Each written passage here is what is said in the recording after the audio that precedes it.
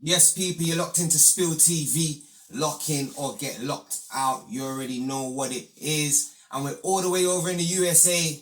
Well, I say USA, but I mean UK, USA, UK, USA and UK. We're talking about Kairo Keys. We're talking about Kairo Keys. He recently just done an interview on No Jumper in America. Obviously, we got No Jumper UK as well, shout him out. But he was in America and he done an interview with Adam22. And he was asking him some really good questions, bro. I thought, you know what, with all the drama going on the net right now, with all the pasta going on, I thought, I always try and bring a different perspective sometimes in my content. And, you know, don't get me wrong, we all know drama sells, but information with substance is always what's needed. Something that can benefit you, you know what I mean? Something that you can take from it and something that you can take from and use it to benefit you in the future. So, no further ado, we're going to get into this interview, man. Adam was asking your boy about basically how it is being on the label and, you know, how it is when the label wants you to do things that not necessarily you think fit with your brand or how you're trying to market yourself, and what it's like being able to basically, if you've got the relationship with your label to be able to say, no, I don't want to do that. Or if they're saying, you've got to do this, you've got to do this. Do you know what I'm saying? And a couple of other good points that they hit on as well. They was talking about how, and this one struck me because it's relevant to me in this particular time I'm in. And it was something along the lines of, nowadays, when someone says to someone, oh, my man's a gangster, it's like, back in the day, it used to be like, oh, yo, my man's a gangster, like, wow. But now it's like, we've seen it all.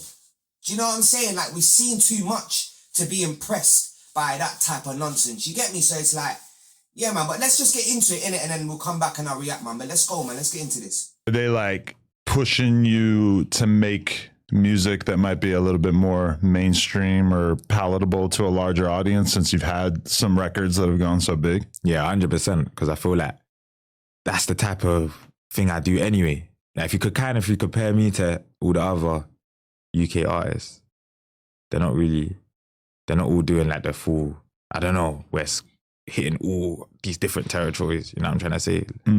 Kind of more just for the UK. So, yeah. I mean, drill is a dead end in a lot of ways. Like we all like it. Like we all have tons and tons, hundreds of drill songs that we love. But let's be real, like the number of people that really come up out of that scene and are successful, it's like usually they have to kind of pivot into doing other things, because especially if your shit is like super violent and everything is about what gang you're from and who's about to get poked and all this shit. I mean, that shit just doesn't really, it's not likely to hit a huge mainstream audience. Nah, facts. I feel like sometimes you just, as a rapper, it's up to you though. People can rap how they want to rap. If you want to do the drill thing, that's just however you feel in it. But if you do want to kind of make your thing go bigger than it is, kind of just talk to people, like not just where you're from. Do you know what I'm trying to say? So a lot of times people are rapping and they're just talking to people where they're from. And then a next man that's in, I don't know, wherever in the world, Thailand or something, he might not understand shit that's going on in the hood, in the drill community. You know what I'm trying to say? So it's like, bro, that's a very, very important point right there, bro. And I think, you know what, you could just generalize that across like life, really. Like I always say, yeah, don't box yourself into one particular space, innit? Like, don't pigeonhole yourself, man. Especially if you're a music artist. I mean, to pigeonhole yourself into drill. Like, and do you agree with what Adam said? Do you think drill is dead end? You get me? Like, personally, I do.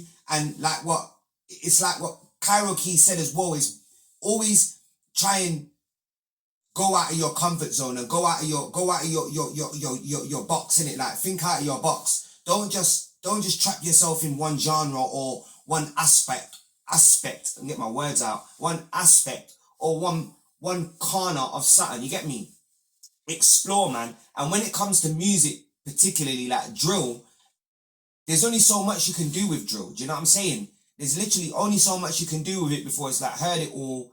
What more can I get from it? Do you get what I'm saying?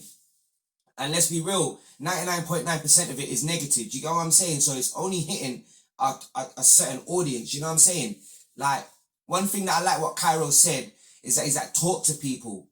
Don't just talk to people in your zone, in your circle. Talk to people outside of your circle, different walks of life. Do you know what I'm saying? That guy in China, he don't know what's going on in London on the block, or in Brum on the block, or in Leicester on the block. He don't know none of that. Do you get what I'm saying? So it's like, for you to be able to hit that audience, you gotta understand them, innit? You gotta know, for one, you gotta know who they are and know that they exist.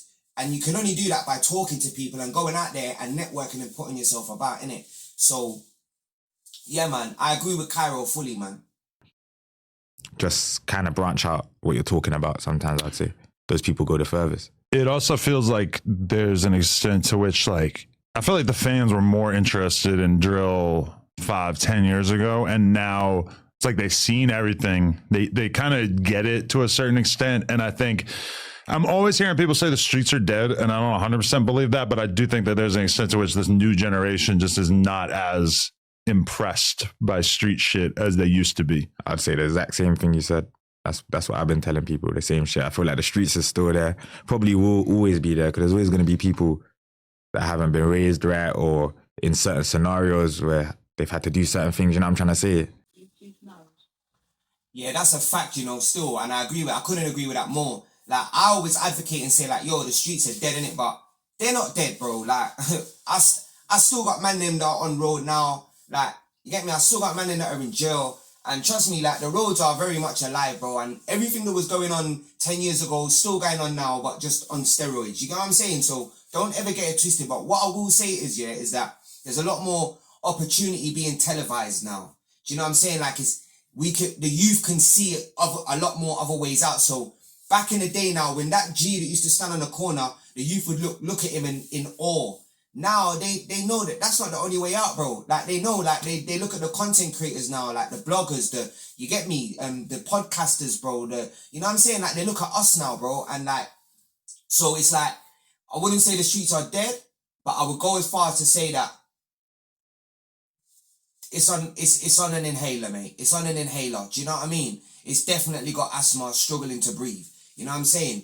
And another thing that I will say is that the streets, there's no win in the roads, bro. Like, there's no good outcome. And I'm going to end the video here, by the way, because I just wanted to pull up that interview so I could get these points out and share these points with you, because I always like to put a positive spin on my content.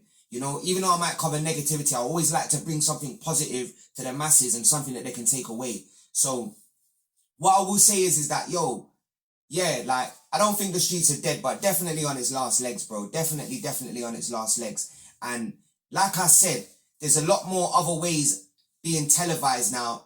There's a lot more other ways out of the game now that are actually being televised and being promoted to the youth. So all the youths are seeing now ain't just a road man, ain't just a gangster, ain't just, you get what I'm saying? They're seeing a lot of other different things now. So that's what it is, man. Bro, I ain't throwing no shade to anyone on road or none of that, or I'm not trying to throw no shade on no one, but I'm trying to show the youth that there's other ways out than the roads, and that it's not clout. You don't get clout for being a road man no more, bro. It's not impressive to be a road man anymore, bro. Like, you know what I mean? It's not like it was 10 years ago, bro. So, yeah, man. That's what I would say, man. But anyway, man, thank you for locking in, bro. You know what time it is, man. Spill TV, lock in to get locked out. By the way, like, share, comment, and subscribe to the channel. Trying to get to 200 subs by Monday. I know it can be done, guys. Come on, man. Let's do this, man. Anyway, Spill TV, man. I'm out. Don't sleep on me. Until everybody's rich, that's just how it is. But I feel like, yeah, people are not impressed by it as much as we was before. Yeah. I mean, like, if I found out that one of the guys that you're with right now fucking sells 10 keys of cocaine a month, I would be like interested and impressed, I guess. But also, like, a big part of what I'd be thinking is like, wow, you're fucking crazy, dude. Like, why the fuck are you doing that? Like, that's not going to work out good for you, man.